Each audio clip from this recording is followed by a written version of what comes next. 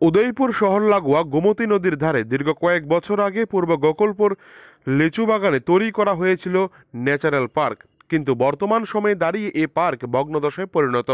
তৈরি হয়েছে দিনের আলোতে নেশাখোরদের আড্ডাস্থল। ভেঙে পড়ে আছে শিশুদের জন্য তৈরি করা বিভিন্ন খেলনার দোলনা থেকে শুরু করে বহু টাকা ব্যয় করে নির্মাণ করা বহু খেলনার জিনিস। টিকিট কাউন্টারের সামনে নেশাদ্রব্য, বিভিন্ন বিদেশি বোতলের আবর্জনা স্তূপ তৈরি হয়েছে।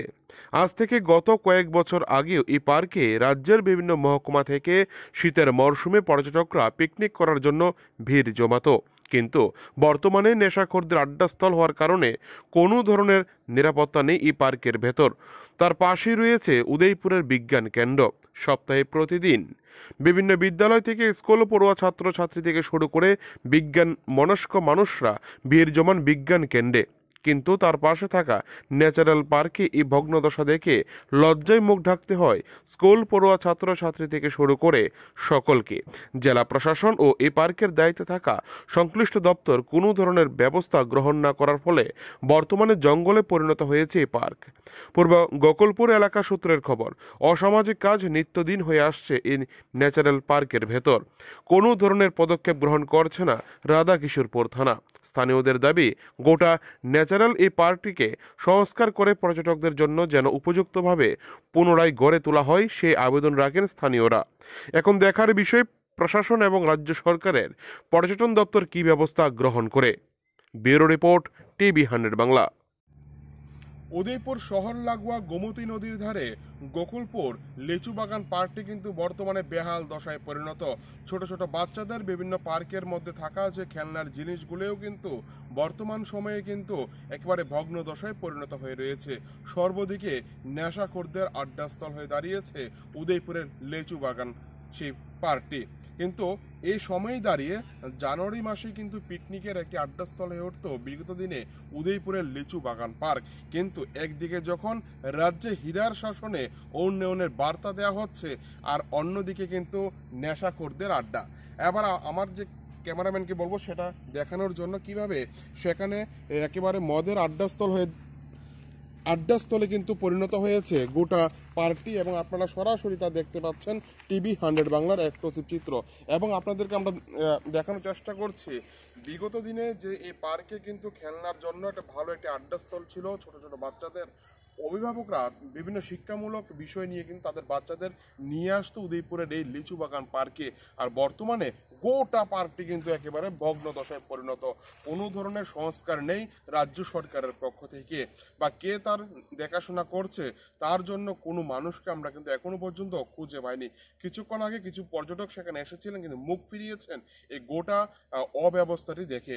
এখন প্রশ্ন হচ্ছে যে আদৌ কি রাজ্য সরকার এই পর্যটনের এই সুন্দর একটি পার্কের দিকে কি নজর দেবে? সেটাই কিন্তু লাখ টাকার প্রশ্ন হয়ে দাঁড়িয়েছে। নাকি উন্নয়নের সেই গতিধারা এই উদয়পুরের লিচু বাগান পার্কে এসে স্তব্ধ হয়ে গিয়েছে? প্রশ্ন কিন্তু হাজারো, কিন্তু আজও উত্তর অধরা। এখন আমরা আরো আপনাদেরকে দেখানোর চেষ্টা করছি যে আমাদের পেছনে যে বিভিন্ন যে বসার যে জায়গা ছিল, দোলনা ছিল, সমস্ত সেই দোলনাগুলি কিন্তু চুরি হয়ে গিয়েছে। ভেঙে রয়েছে বিভিন্ন আসবাবপত্র থেকে শুরু করে আরো নানা সামগ্রী।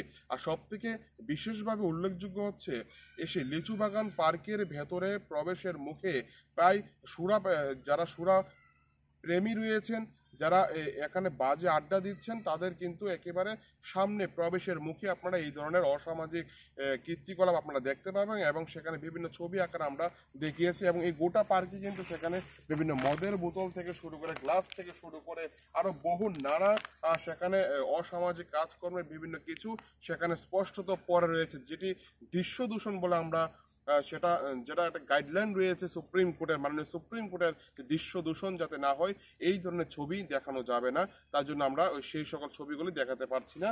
আর অন্যদিকে কিন্তু আমরা দেখিয়ে রাখছি গোটা বাগানটি কিন্তু অসামাজিক কাজকর্মের জন্য বর্তমানে সন্ধ্যা থেকে একেবারে সকাল বা দিন হোক বা রাত, সব সময় কিন্তু এই ধরনের আড্ডা উদয়পুরের সেই লিচু বাগান পার্কে হয়ে থাকে। এখন দেখার বিষয় জেলা প্রশাসন এবং রাজ্য সরকার কি ভূমিকা গ্রহণ করে এই পার্টিকে তার নতুন রূপে নিয়ে আসার জন্য। উদয়পুর থেকে বিপ্লব দে, টিভি 100 বাংলা। এখন যে রুলিং সরকার আছে সেই সরকার এখান থেকে কোনো নজরই নেই। তারপরে গরু চলে, ছাগল চলে, আইয়ে মানুষ যে যেমনি পারে এমনি ব্যবহার করে। কিন্তু দেখেন না কত কাগজপত্র, কত কিছু করে দিয়েছে, কোনো পরিষ্কার কোনো ব্যবস্থা কোনো নেই। যে রক্ষণাবেক্ষণের লেগে তো দুই একজন লোকের দরকার আছে, তাও রক্ষণাবেক্ষণ করা হয়। এই আর কি দেখা যায়। কি চান আপনারা এখন বর্তমানে? এখন চাইতেছি যে কথাটা এদের প্রতি একটু লক্ষ্য নিত সরকার, আর দ্বিতীয়ত এদের একটু পরামর্শ করে একটু ইনকামের রাস্তা করে দিত, নাহলে পঞ্চায়েতের হাতে ছেড়ে দিত। পঞ্চায়েতে এটারে রক্ষণাবেক্ষণ করিয়া এটারে যা কিছু করতে পারে করতো, 2-4 পয়সা যাই ইনকাম করতে পারে। এই আর কি আমাদের। আপনারা কি স্থানীয় এলাকাবাসী? আমরা এখানকার এলাকা। আপনার নাম? আমার নাম জগন্নাথ সূত্র। এটা কি পার্ক? এটা ন্যাশনাল পার্ক,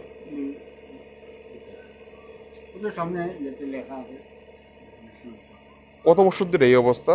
এগুলো গত সরকারের আমল থেকে, এই অবস্থা গত সরকার যাওয়ার 10 বছর আগে থেকে এটাই। বিভিন্ন বোতল টোতল পড়ে রয়েছে। হ্যাঁ, বিভিন্ন বোতল কাগজপত্র মানুষের পিকনিক করে যে এইসব ইয়াগুলি, এগুলি তো জানি আমরা করি, কিন্তু পয় পরিষ্কার করার মতো